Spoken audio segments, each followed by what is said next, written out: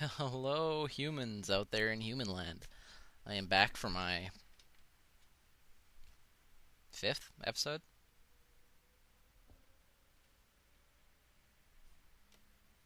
It's a Saturday morning. No, it's not. It's a Sunday morning. I'm not very enthused, so we'll see if I can be funny at all.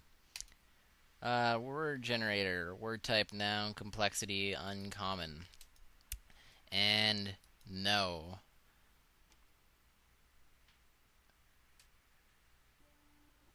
No. Okay, I don't know what this exactly is, but I'll find it out for you. So the word is epidemiologist. So when I first saw it, I thought I had an idea of what it was, but I was wrong because I thought dermatologist, but this is an epidemiologist.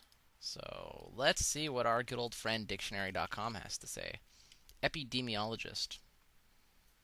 For dictionary results. The branch of medicine dealing with the incidence and prevalence of disease in large populations with the detection of the source and cause of epidemics of infectious disease. So an epidemiologist is actually a person who deals with the incidence and prevalence of disease in large populations with detection, source, cause of epidemics of infectious disease. So they help to stop big diseases and outbreaks. So I think this is kind of fitting, being with the whole H1N1 virus thing going around recently. Um, we've been sitting at like outbreak level 5 of 6. This is how the World Health Organization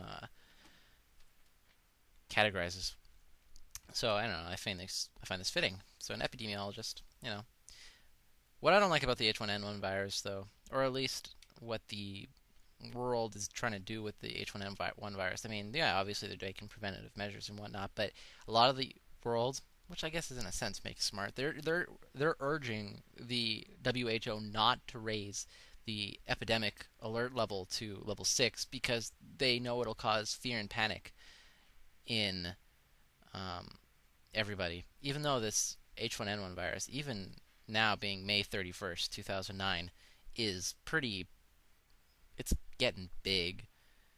I live in a place called Vancouver, Canada. Well, one of the cities of the greater Vancouver area named Burnaby. But it started off here with two people. Um, and you know what? They honestly live. Like, the Google Maps has a tracker of all the people who are infected with the H1N1 virus. And, some are like just down the street. Not like down the street. I mean, it's maybe like a kilometer away, but down the street. That's where it started. And then it like built up, and I don't know exactly the number it's at now, but it's like over 100. Like Vancouver, it's spreading. It's like zombies. But that's another story.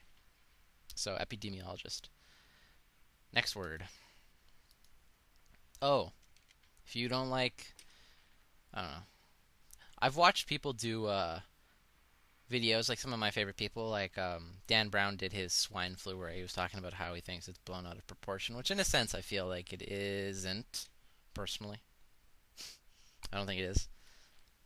If anything, it's just going to get worse before it gets better, and then if it gets worse, then the world shuts down pretty much. It'll be interesting. So, new word, hot dog.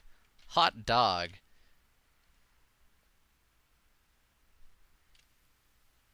Hot dog. So, I like hot dogs. I don't know why that's an uncommon noun, but it is apparently. Hot dogs. So I'm going to tell you about my favorite kind of hot dogs. There's this place in downtown Vancouver. I used to work for a large video game company, and just outside of our building, they had this place called Dog in downtown Vancouver.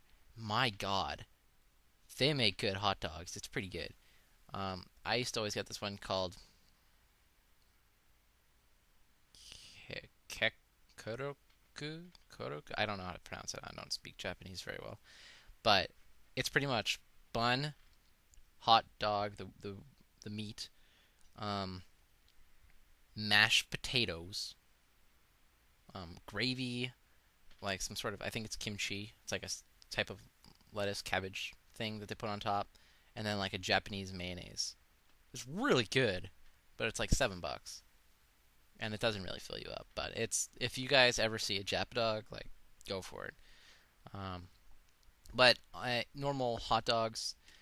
I'm gonna tell you how I like my hot dogs. So if one day you're ever making me a hot dog, you know how to make my hot dogs. Not that I think that any of you will ever make me a hot dog, but bun, preferably whole wheat, not toasted at all. I like it bunny, not like it bread. The dog I like to be um, fried as opposed to boiled, personally, and I like mustard and some ketchup, not much, and a tad of mayo and relish. I like everything. I like food. Food is one of my things. I like it. So we've only had two. I'll do a third one quickly. Epidemiologist, hot dog, and flatmate. So a flatmate, it's like a roommate. I have a flatmate. His name is Jonathan. I've known him since I was 2 years old. So, but that's a really interesting thing. In North America, where I am, we don't really use the term flat or flatmate. It's room or apartment or house or anything. But we call them roommates. But it seems to be more of a European, Australian, other. We're pretty much left out. We don't call them, you know, mates as in friends. So flat as in house and mate as in friend. We do more like room as in house, mate as in friend, but we don't call them mates.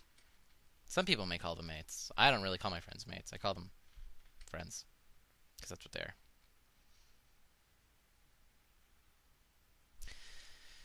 See, I guess I wasn't very enthused this morning, but we learned about epidemiologists. We learned about how I like my hot dogs. And we also learned about flatmates. I'm going to go for a completely obscure one just to see something funny or make something that sounds funny.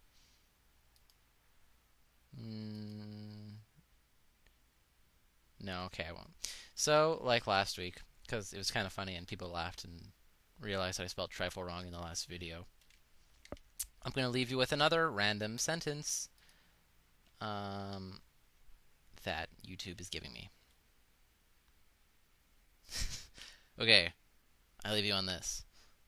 The publisher elaborates after a cricket. Yeah.